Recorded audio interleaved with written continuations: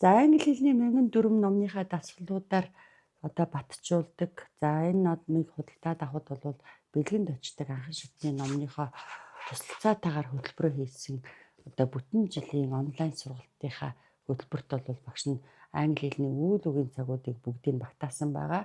За одоо энэ ном худалдаж аваад дасгал ажиллаараа мэдлэгээ батжуулахыг хүсэж байгаа хүмүүс байх юм бол манай 98 тэг 77 тэг 77 гэсэн утастай менежерт хандаж бас хаягаараа хөргүүлээд авч болно. Ирээд авч бас болдгий шүү хурдрапид татханаас.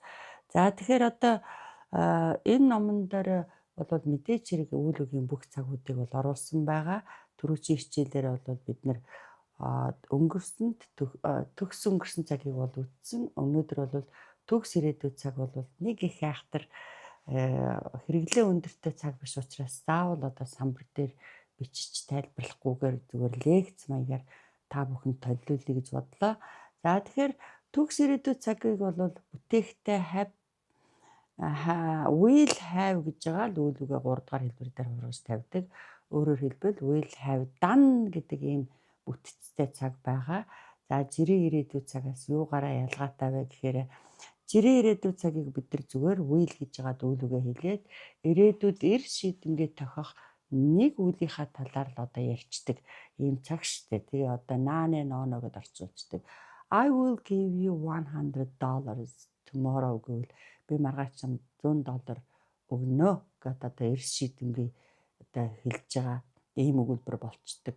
За гэтэл will have гэж байгаа үйл үгээ 3 дахь хэлбэр дээр хувиргадаг одоо төгс ирээдүйн цаг болвол ирээдүйд ямар нэгэн үйл тохиохоос өмнө болох одоо бас нэг ирээдүйн үйлийг илэрхийлдгээрээ онцлогтой тэрнээс нь өмнө амжуулаад хийх үр дүнг голчилдог ийм цаг учраас чих гэдэг нөхцлөө оруулаад тэгээ наанэ ноно гэдгийг бас залгаад орчуулцдаг ийм цаг байгаа. Тэгчихнэ.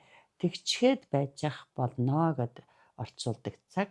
За passive дээр мэдээч хэрэг to be-гээ бол сургуулж өгнө.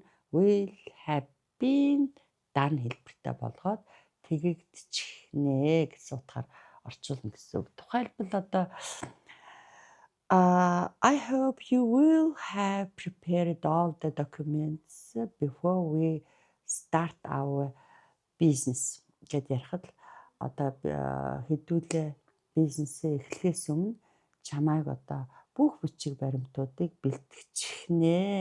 бэлтгэгдсэн байх болно гэдэгт би итгэлтэй байгаа шүү гэж ярьж байна.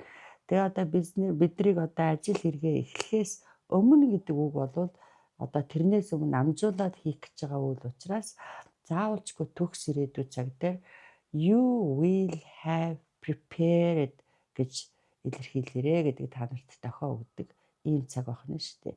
За энийг passive болгоод I hope all the documents will have been prepared before we start our business гэж бас ярьж болно шүү дээ. Бид нарыг одоо ажил хэрэгээ эхлэхээс өмнө чамайг бүх бичиг баримтууд бэлтгэгдчихнэ гэдэгт итгэлтэй байгаа шүү гэж хоёр янзаар ярьж болно л гэж ойлгох хэрэгтэй. За тэгэл одоо ямар нэгэн үйлдэлээс өмнө гэдэг энэ санааг бол сайхан тогтоогоод авчих хэрэгтэй. Эсвэл одоо цаг хугацаагаа ирээдүйн хугацаа зааж байгаа байцаагаа баа өгтөртэй хэлчихэд болно гэсэн. Жишээ нь одоо нөгөөдөр бид нар ингэнэ гэвэл бид нар одоо зүгээр л нөгөөдөр нэг удаа хийх үлээ ярьж байгаа учраас зүгээр жирийн ирээдүйн цагаа хэрэгэл таарна. Жишээ нь одоо we will plant 20 trees day after tomorrow. Бид нар нөгөөдөр 20 мод тарина гэж байгаа. Гэтэл одоо тийм ээ нөгөөдөр гэхэд гэдэг болгочих л доо by day after tomorrow гэх юм бол бид нар заавал төгс ирээдүйн цаг хэрэгэл таарна. Тэгээ we will have planted 20 trees гэж ярина. Тэгээ одоо нөгөөдөр гэхэд бид нар 20 модоо одоо суулгаад тариад амжчихна гэсэн утгаар хэрэгжилж байгаа учраас энийг хэрэгжилж байгаа. Мөн одоо by the time when the plane takes off. Тэгэхээр одоо онгоц хөөрөх тэр акшн гэхэд We will have reached the airport. Бид нар одоо амжаад гэсэн утгаар хэлж штэ. Одоо бид нар онгоцны буудалд амжаад хүрээд очихно гэсэн утгаар хэлж байгаа учраас заавалчгүй энэ цагийг хэрэглэнэ гэж л ойлгох хэрэгтэй. Ийм л бүтцтэй цаг байгаа. Тэгээ 1004 номныхоо үйл үгийн цагуудыг илэрхийлсэн одоо энэ хэсгээс дасгалуудыг нь ажиллаж баттгаад одоо арт олдонд түлхүүр нь хариу нь бэлхнээ байж байгаа учраас батжуулж болно гэж ойлгоорой. Баярлалаа.